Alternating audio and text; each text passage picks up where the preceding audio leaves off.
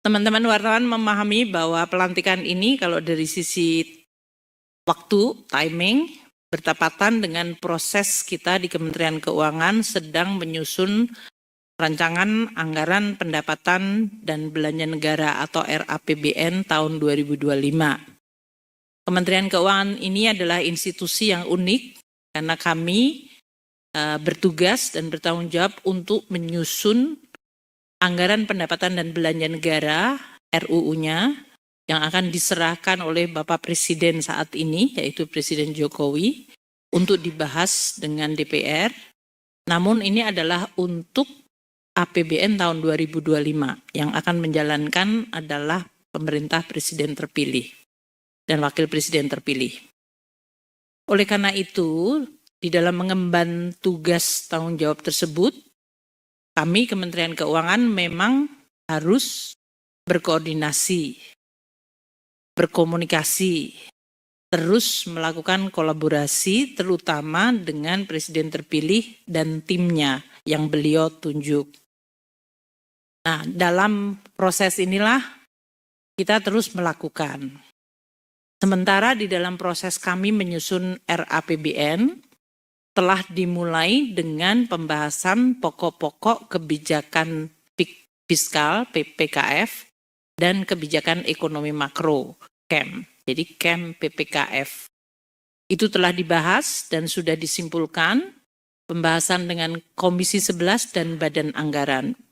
Termasuk di dalamnya pembahasan mengenai asumsi dasar makro yang akan dipakai sebagai landasan perhitungan dan penyusunan RAPBN 2025.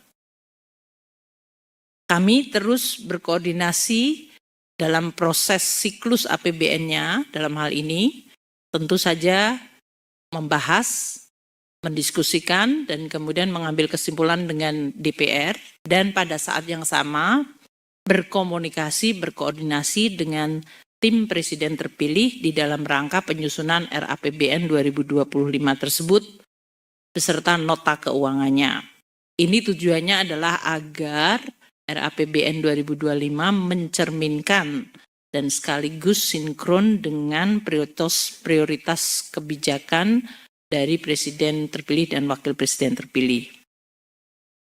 Nah, Pak Thomas Jiwandono ini sebagai Wamenkeu akan bekerja sama dengan Pak Wamenkeu yang sekarang tentu adalah Pak Suhasil Nasara dan juga seluruh pejabat eselon 1 yang sekarang ini berdiri di sebelah kiri untuk bisa menjalankan tugas mengelola keuangan negara, menjalankan tugas sebagai bendahara negara bersama-sama kita dan terus menggunakan instrumen keuangan negara untuk bisa merespons dinamika perekonomian global dan nasional yang akan terus meningkat.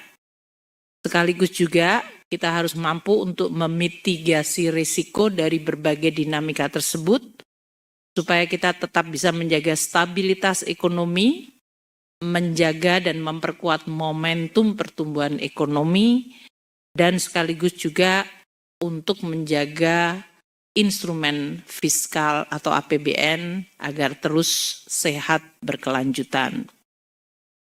Sebagai Wakil Menteri Keuangan 2, Mas Tommy dalam hal ini akan semakin memperkuat kami di Kementerian Keuangan dan di dalam berkoordinasi dengan tim proses transisi ini, di dalam proses transisi pemerintahan ini.